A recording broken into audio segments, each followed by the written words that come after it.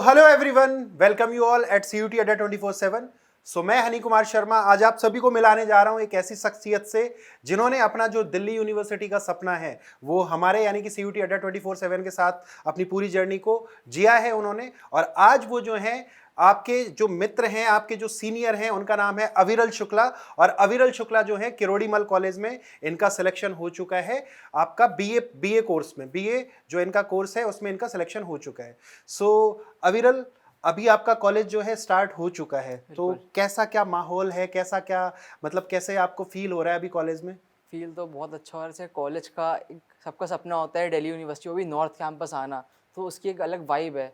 और एक मेरा भी BA history honours top course है, तो उसमें भी बहुत सपना होता है बच्चों को जाना। अभी तो बहुत अच्छा लग रहा है, बहुत एक्सपोजर हो रहा है, बहुत डाइवर्सिटी है पूरे कॉलेज में, बहुत स्टेट से। सिर्फ ऐसा नहीं कि सिर्फ दिल्ली से है, दिल्ली यूनिवर्सिटी और दिल्ली के बच्चे आ रहे हैं, बाहर के स्टेट्स के, दूर दूर के, India all over, even foreign students भी आ रहे हैं। तो एक बहुत डाइवर्सिटी, एक कल्चरल माहौल है, सीनियर्स बहुत अच्छे हैं, फैकल्टी अच्छी है, तो एवरीथिंग इज़ गुड। अच्छा, एवरीथिंग इज गुड।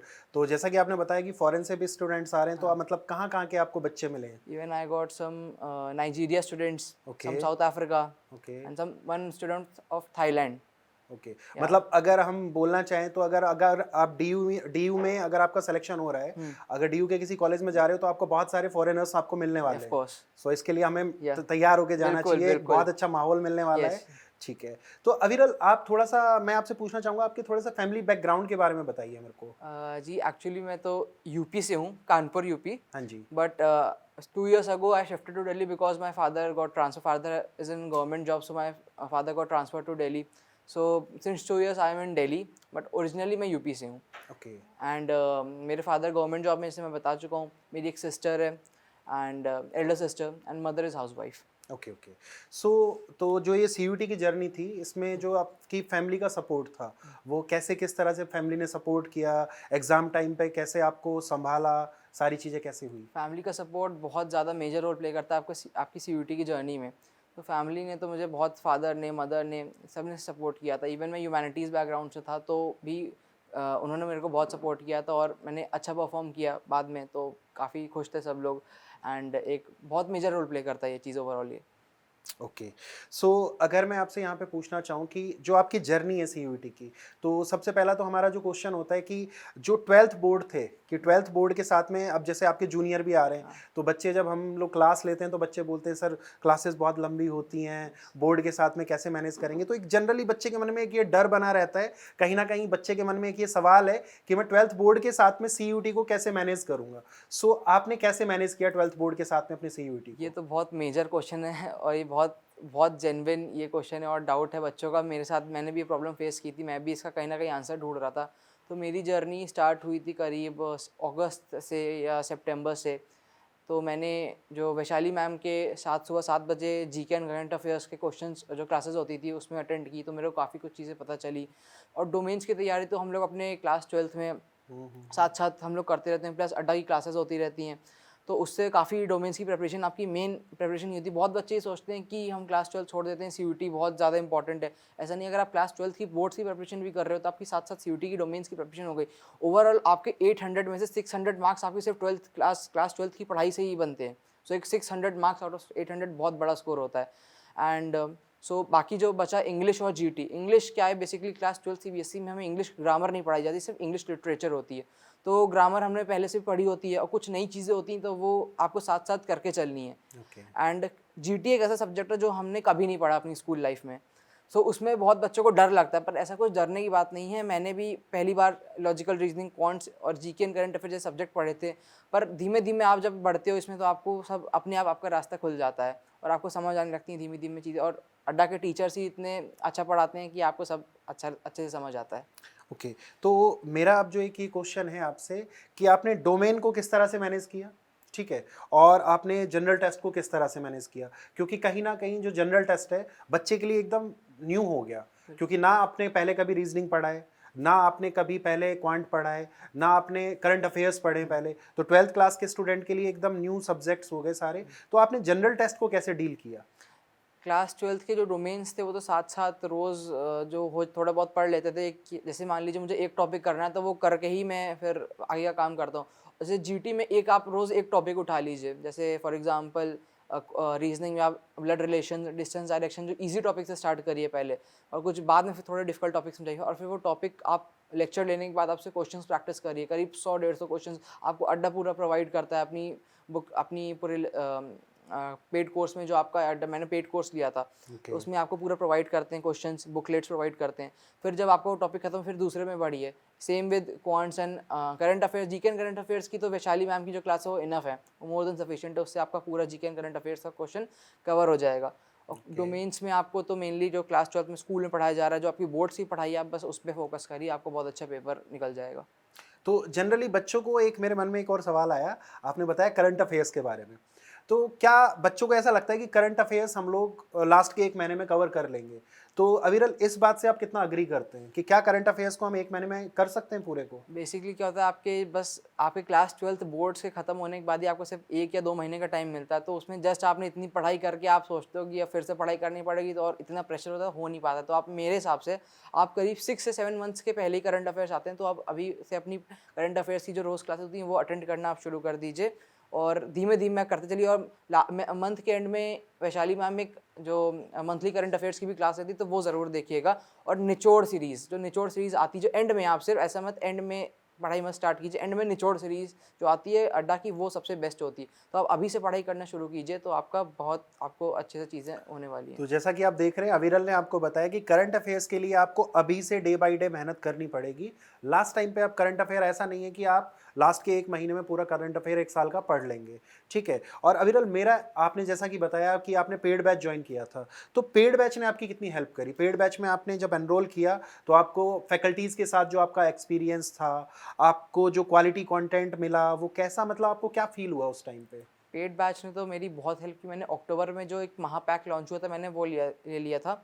सो उसने तो काफ़ी मेरी हेल्प की। उसमें क्या होता था, बेसिकली हर सब्जेक्ट की रोज़ क्लासेस होती थी, प्लस वो लेक्चर्स होते थे, एंड सारे टीचर से, अगर आपको कोई डाउट हो तो आप पर्सनली टीचर से कनेक्ट भी हो सकते हो। और आपको बुकलेट्स प्रोवाइड की जाती थी कि आप उस क्लास के बाद आप वो क्वेश्चंस प्रैक्टिस कर सको, तो आपकी अच्छी प्रैक्टिस हो जाती थी।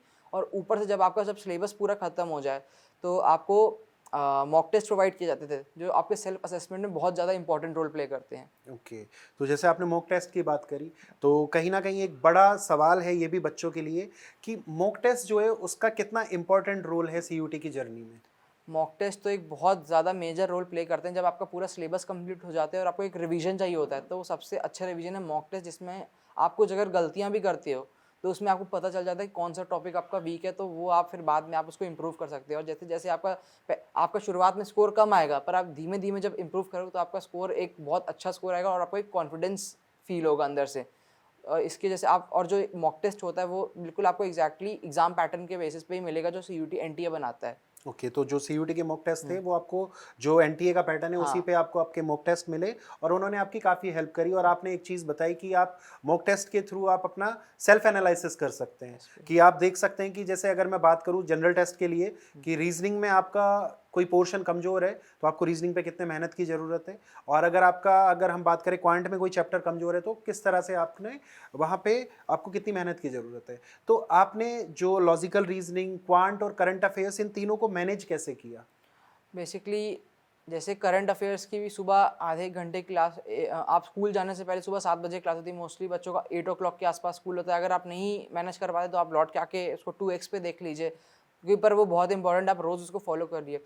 और रोज़ आई थिंक 45 एक घंटे की क्लास होती है हनी सर की रीजनिंग की, एंड विवेक सर की क्वांट्स की।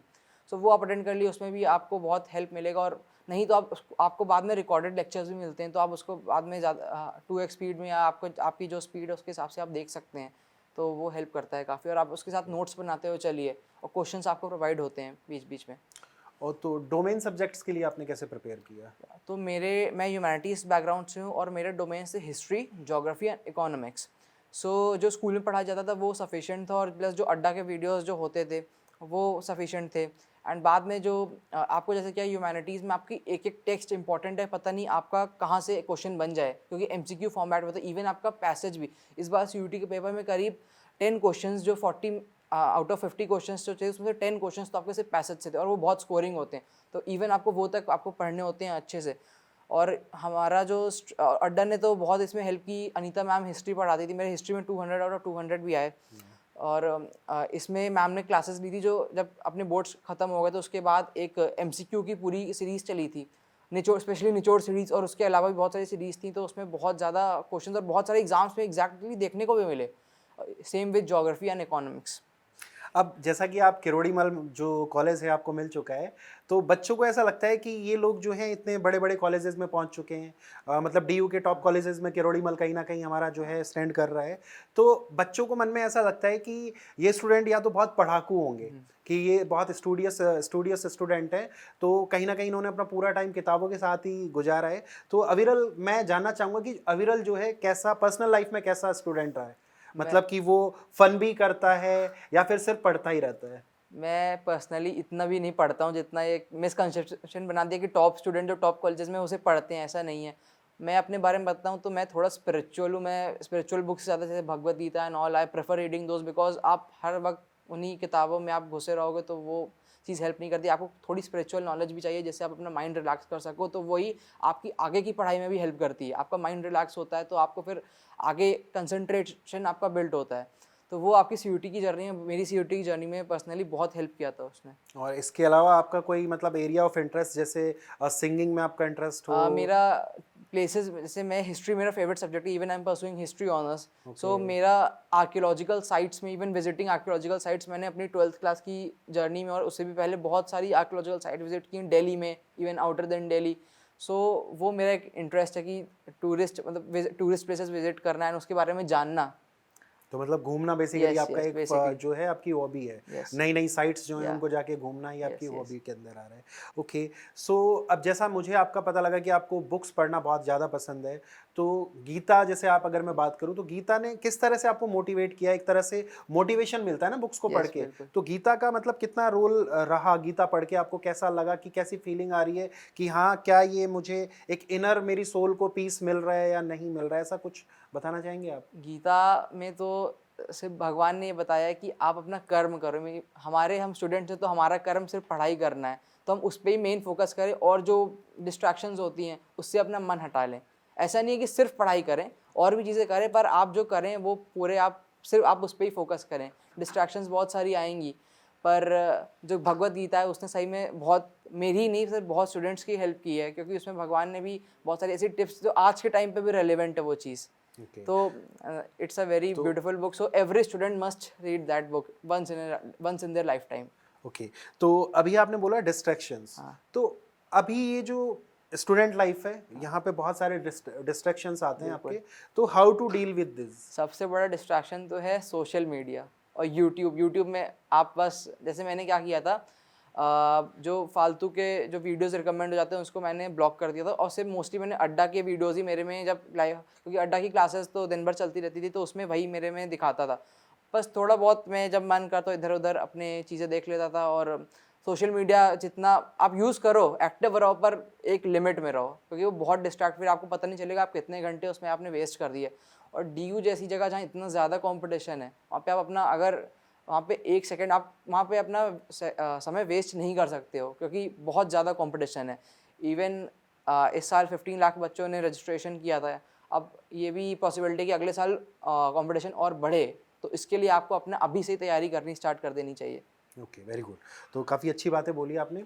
और मैं एक और चीज़ आपसे पूछना चाहूँगा कि जो आपकी 12th क्लास तक की जर्नी है, जो आपका स्कूल का जो टाइम रहा, तो स्कूल में आपको कैसा क्या माहौल मिला? और अभी जो कॉलेज में जो लाइफ मिल रही है और स्कूल लाइफ में, अगर मैं दोनों के बीच में डिफरेंस पूछना चाहूँ, तो थोड़ा-सा बात करते हैं आपके स्कूल लाइफ के बारे में, कि स्कूल लाइफ से आपको कैसे मोटिवेशन मिला आगे के लिए? सो मैंने 11th और 12th अब सीबीएसई बोर्ड दिल्ली से की, उससे पहले 10th तक मैं यूपी में आईसीएसई बोर्ड में पढ़ा हूँ।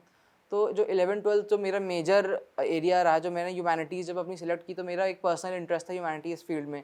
तो जो टीचर्स थे, मैं हमेशा से क्लास में आगे आगे आंसर देता था, और मैं थोड़ा टीचर्स की नज़रों में भी बहुत आगे था, तो उसके वजह से मुझे काफ़ी बेनिफिट मिला। और जब 12th का वाइवा हुआ, ये सब चीज़ें बहुत काम आती हैं जब आपका 12th का बोर्ड्स का वाइवा होता है।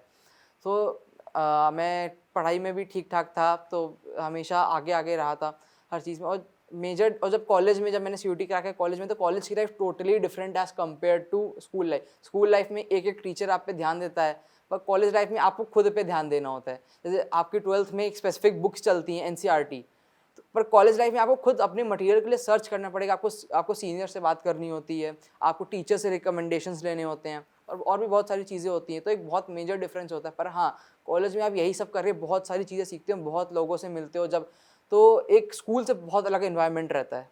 ओके, सो कॉलेज में जो आपके प्रोफेसर्स हैं और जो वहाँ का पूरा एम्बियंस है, थोड़ा उसके बारे में डिस्कस करना चाहेंगे? मेरा किरोरीमल कॉलेज में है। किरोरीमल की बहुत अच्छी रैंकिंग है इस साल, तो 2023 एनआईआरएफ में वो 9th रैंकिंग में था। तो of course it is a very good college and faculty is very very good, I would say. So basically जो मेरे सारे प्रोफेसर्स हैं वो बहुत ज़्यादा फ्रेंडली नेचर के हैं, बहुत हेल्प करते हैं और बहुत अच्छा भी पढ़ाते हैं कि सब समझ आ जाती हैं वो सब चीज़ें। तो चलिए, दैट्स रियली ग्रेट। तो अगर अभी मैं बात करूँ, अगर आपके जो अब जूनियर आ रहे हैं 2024 में, तो उनको क्या मैसेज कन्वे करना चाहोगे आप? मैं एक ही मैसेज देना चाहूँगा कि आप बस अभी से प्रिपरेशन स्टार्ट कर दो। फिर बहुत बच्चे सोचते हैं कि पहले 12th बोर्ड्स हो जाए फिर प्रिपरेशन, वो नहीं हो पाता है।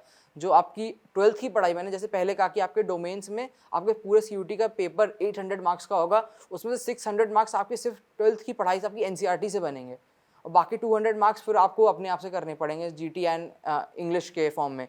सो आप अभी से अपनी प्रिपरेशन शुरू कर दीजिए। ज़्यादा हेक्टिक नहीं है प्रोसेस, बस आपको अपने साथ साथ पढ़ते चलना है और थोड़ा सा जीटी और इंग्लिश में थोड़ा थोड़ा आपको पढ़ते रहना, और एवरी वीक आपको एक मॉक टेस्ट देना होता है। बस आप अगर ऐसे अप्रोच लेके चलेंगे तो आपका हो जाएगा। पर्सनली अगर मैंने जो किया था कि I start my preparation around August और सितंबर, एंड फिर मैंने नवंबर और दिसंबर की स्टार्टिंग तक मैंने ये ऐसी जीटी एंड इंग्लिश पे फोकस किया, और डोमेन्स तो मेरे साथ साथ मैं पढ़ता रहा था। पर जब दिसंबर, जनवरी एंड फरवरी जो ये मंथ होते हैं, बोर्ड्स के होते हैं, बहुत क्रूशियल मंथ्स होते हैं, तो इसमें मैंने बेसिकली अपने डोमेन्स में मेन फोकस किया। और जब मेरे बोर्ड्स मार्च के एंड में ख़त्म हो गए, फिर मैंने अप्रैल और मई का हमें जो टाइम मिला था, तो उसमें मैंने जो मेरे लेफ्ट ओवर टॉपिक्स थे और बस और रिवीजन और मॉक टेस्ट पे ही मेन फोकस किया था। अगर आप ये अप्रोच लेके चलेंगे तो डेफिनेटली आपको सीयूटी क्रैक हो जाएगा।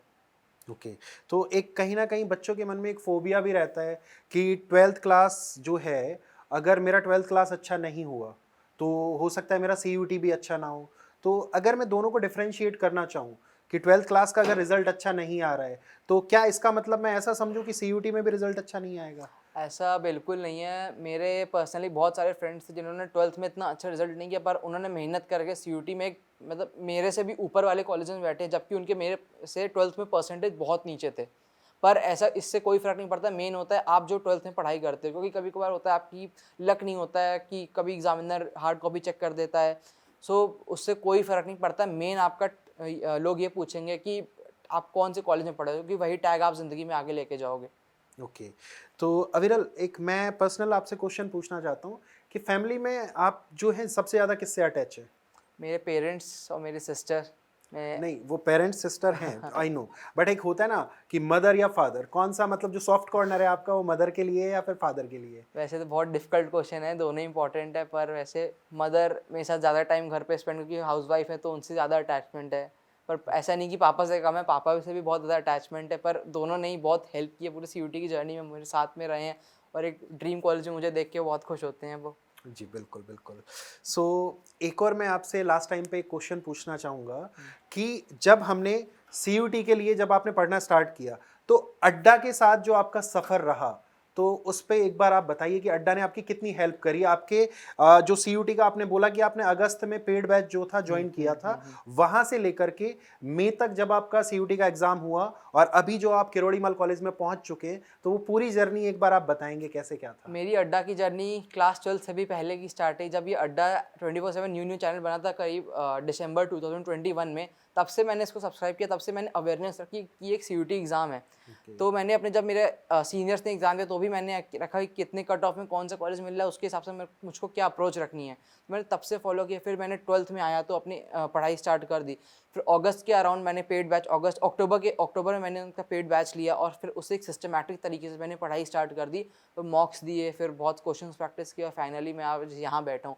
एक बात कहना चाहूँगा कि मैंने भी जब अपने सीनियर्स को देखता था कि वो 780 750 प्लस मार्क्स ला रहे हैं और उनका भी इंटरव्यू हो रहा है, उनको भी ऐसे बुलाया जा रहा है, तो कहीं ना कहीं एक ड्रीम था कि मेरा भी, कि मैं भी यहाँ पे आऊँ।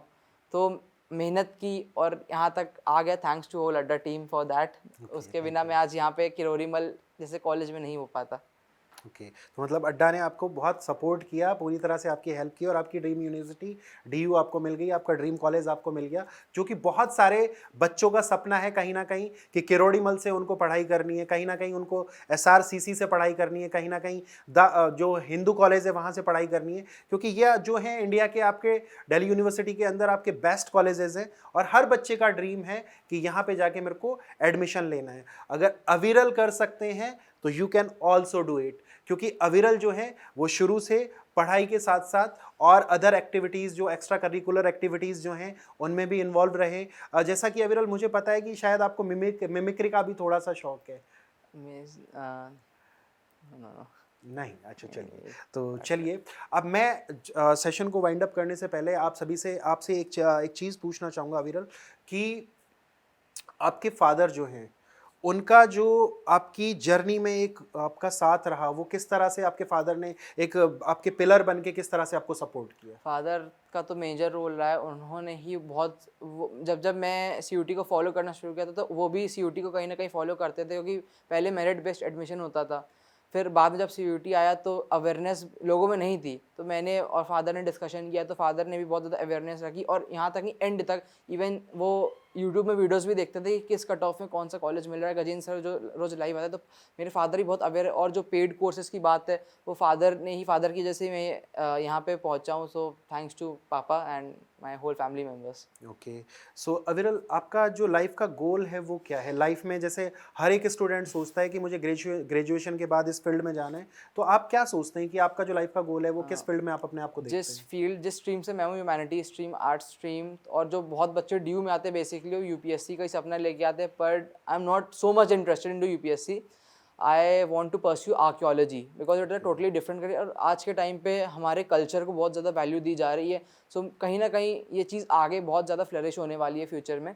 सो मुझे आर्कियोलॉजिकल सर्वे ऑफ इंडिया में जाने का बहुत मन है, and let's see what happens in future. Okay, that's really great. So students, ये थे हमारे साथ आज अविरल शुक्ला, जो कि हमारे दिल्ली यूनिवर्सिटी के अंदर किरोड़ीमल कॉलेज इनको मिल चुका है, वहाँ से ये बीए जो है आपका, जो वहाँ पे बीए पास को BA history honours BA history honours में इनका सिलेक्शन हो चुका है, वहाँ से ये बीए हिस्ट्री ऑनर्स परस्यू कर रहे हैं। तो आप भी अपने सपनों के कॉलेज में जा सकते हैं, जैसे कि अविरल ने अड्डा 247 के साथ में, सीयूटी अड्डा 247 के साथ में अपने जो ड्रीम को पूरा किया है, उसी तरह से आप भी अपने ड्रीम को फुलफिल कर सकते हैं। तो ऐसी ही अपडेट्स के लिए जुड़े रहिए हमारे चैनल के साथ, सीयूटी अड्डा 24/7 के साथ। फिर मिलेंगे आपसे एक और इंटरव्यू में, तो तब तक के लिए thank you so much, tata, bye bye.